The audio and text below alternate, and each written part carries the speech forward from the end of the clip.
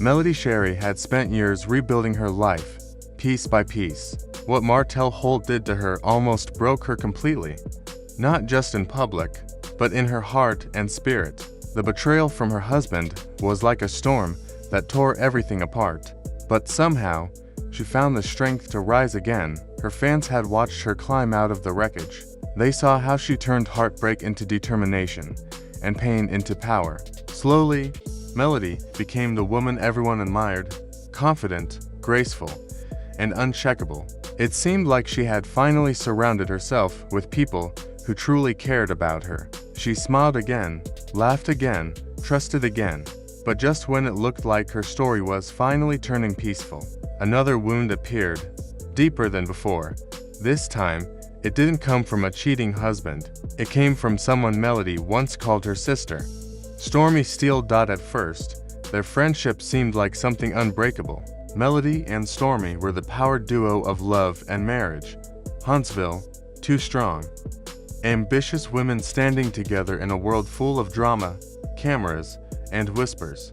From the outside, their bond looked real. Stormi came on the show with positive energy, confidence, and a loyalty that felt pure. She hyped Melody up, defended her from online critics, and stood by her side through the darkest parts of her divorce. Fans loved them together. Their friendship felt refreshing, to women building each other up instead of tearing each other down. But what looked genuine began to fade, piece by piece. It started with something small, an old phone, one that used to belong to Martell. Melody had given it to her son as a toy, thinking it was harmless. One night, though, she picked it up out of curiosity. Maybe she expected to see old photos or forgotten messages. What she found instead froze her blood. They were text messages, not from Martell, but to Arian Curry, the woman who had destroyed Melody's marriage. These weren't insults or confrontations. They were casual, even friendly. One message said, "Girl, my jaw dropped from that episode. She's always acting like she's better than you." The more Melody read, the more her stomach turned. Whoever sent those texts wasn't just gossiping, they were mocking her, showing sympathy to the woman who had caused her years of pain. And then she noticed the phone number. It had a Mississippi area code. Stormi was from Mississippi. At first, Melody tried to brush it off. Maybe it was a coincidence, but deep down, her instincts told her the truth. Stormi had been acting strange lately, distant, defensive, her tone changing anytime Martell's name came up. It was like puzzle pieces finally clicking together. Melody decided she wouldn't make wild accusations without proof. So she made a plan, calm, clever, and patient. She pretended to be Arian. Whenever the mystery number texted, Melody responded as if she were Arian, playing along carefully. What followed made her heart sink deeper with every message. The person mocked Melody, supported her critics, and even sided with Destiny Payton's public attacks against her. Every message had the same style, the same slang, the same punctuation Stormi always used. But Melody needed more than suspicion. She needed the truth. So she called the number. When the voice on the other end spoke, her heart stopped. It was Stormi. The same tone, the same rhythm, the same familiar voice she had once trusted more than anyone. Melody recorded the call. Her hands trembled as she listened again and again, trying to believe it wasn't real. But it was. The betrayal hit harder than Martell's had. Her best friend, the woman who filmed scenes of sisterhood beside her, had been talking to the same woman who tore her family apart. Melody didn't rush to make it public. She sat on the evidence for weeks, analyzing every word, every recording. But when she finally revealed it, the internet exploded. Receipts, audio clips, voice comparisons. Fans couldn't believe it. "She's worse than Arian," one comment said. "At least Arian never pretended to be loyal." Stormi denied everything. Of course, but the damage was done. The story had already shifted. Melody was no longer the ex-wife struggling to heal. She was the woman betrayed twice, a fighter who kept standing no matter how many times she was stabbed in the back. Stormi, meanwhile, became the new villain in the public eye. The fallout was brutal. Social media turned into a battlefield. Hashtags flooded timelines. Hashtag Team Melody. #StormMyTheSnake. Fans picked sides. Every post, every screenshot, every vague caption became fuel for the fire. Behind the cameras, though, it wasn't just drama, it was pain. Melody isolated herself from most of the cast. She stopped trusting anyone. Her phone was filled with screenshots, recordings, and timestamps, not as gossip, but as armor. Stormi tried to defend herself. She went live on Instagram, tears shining under the ring light. "I've always been loyal," she said, her voice shaking. But loyalty goes both ways. Fans watched her every blink, every sigh, every pause. They turned her live into a courtroom. Some believed her, most didn't. Then, blogs started dropping new claims. Rumors said Stormi's friendship with Martell had crossed lines. Screenshots surfaced, alleged messages between Martell and someone with Stormi's initials. Late-night texts, flirty emojis. Nothing confirmed, but enough to make people whisper. For Melody, it felt like living her nightmare all over again. Losing your husband to another woman was one kind of pain. Losing your best friend the same way, that was unbearable. Her grief turned into focus. She refused to play the victim again. When filming resumed, everyone saw the difference. Melody walked in calm, dressed in white, glowing like someone reborn. Her silence had power.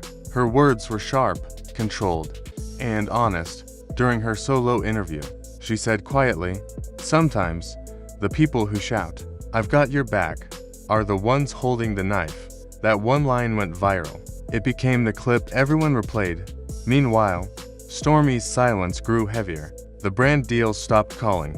Sponsorships paused. Collaborations backed out quietly. Her social media engagement dropped fast. Her comment sections turned hostile. "Just tell the truth," one fan wrote. Peace comes with honesty. But not everyone saw Melody as innocent. Some castmates whispered that she knew exactly how to control a narrative. "She's smart," one said. "She knows how to turn pain into a storyline." Martell didn't help. When asked in an interview about the rumors, he just smirked and said, "People love to assume things. I'll say everyone's grown." That single sentence sent the internet spinning. Fans took it as confirmation. "He's taunting her," one wrote. "He wants them to destroy each other." As the reunion episode approached, tension among the cast became unbearable. Messages turned into arguments. Invitations were ignored. Everyone knew the reunion would explode, and it did. The stage sparkled under bright lights. Sleek, elegant, beautiful. But the air was thick with tension. Melody entered last, wearing deep red. Every detail screamed strength and vengeance. Stormi was already seated, her face calm but tight, hands clasped like she was holding herself together. The host didn't waste time. There have been rumors, betrayals, broken trust, even talk of an affair. They said, "Let's clear the air." "Melody, what do you have to say?" The room went silent. Melody leaned forward, her voice steady but laced with hurt. "I let someone into my world, into my home, into my heart, and she chose to stand with the same people who tried to destroy me." Gasps filled the audience. Stormi shook her head, blinking back tears. "That's not true," she said firmly. "You built a fantasy in your head and cast me as the villain. You don't get to rewrite history because you need sympathy." Melody smiled coldly and pulled out her phone. "History writes itself, baby." Behind them, the big screen lit up with text messages and audio clips. The voice, the slang, it all sounded exactly like Stormi. Stormi's calm cracked. "You edited that," she shouted. "You're twisting everything." Melody didn't blink. "Then explain the voice notes," she said. "Explain why Arian told me you reached out to her." The room erupted. Castmates covered their mouths. The host tried to calm them, but it was chaos. Stormi stood, trembling. "You just want ratings, Melody. You love playing the victim." Melody's eyes never moved. "I don't need to be the victim," she said softly. "I'm the proof that karma's real." The room gasped again. Stormi ripped off her mic and stormed off stage. "I'm suing every one of you," she yelled as producers followed her. Melody sat still, tears finally falling. Not from weakness, but exhaustion. "You know what hurts the most," she whispered. "It's not losing a friend. It's realizing the friendship was never real. The crowd erupted in applause. That became the emotional peak of the season. After filming ended, social media exploded again. Clips spread everywhere. Melody's name trended for days. Stormi released a statement claiming production had twisted everything for drama, threatening legal action. But most people didn't believe her. Her brand deals vanished. Her business struggled. Meanwhile, Melody thrived. She booked interviews, speaking events, and partnerships. Fans called her the Phoenix of Huntsville, the woman who rose from betrayal twice and still shined. But success doesn't always heal. Those close to her said she had become more guarded, cautious, and suspicious of everyone. She's strong, one friend said, but she doesn't trust anyone anymore. Stormi disappeared from the public eye for months. No posts, no lives, no interviews, until one day, she shared a single message on her story. Sometimes, loyalty kills faster than hate. It was haunting, like a final chapter neither woman wanted to write. And that's how they became legends, not just for their success, but for the war that redefined them both. Betrayal turned them into icons and enemies, tied forever by the same wound neither of them would ever let heal.